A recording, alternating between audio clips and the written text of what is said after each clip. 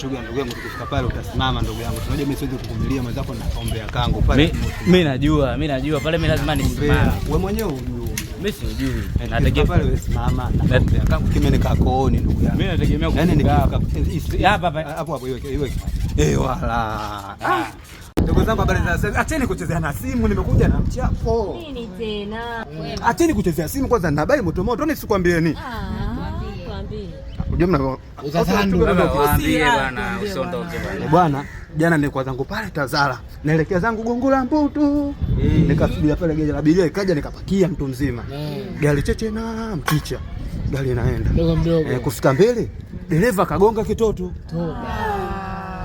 Jana hiyo jana. Haya, kagonga kitoto, baada kugonga kile kitoto kikaburuzika hapa kwenye barabara. Damu mtindo mmoja barabarani. Bwana ikawaje?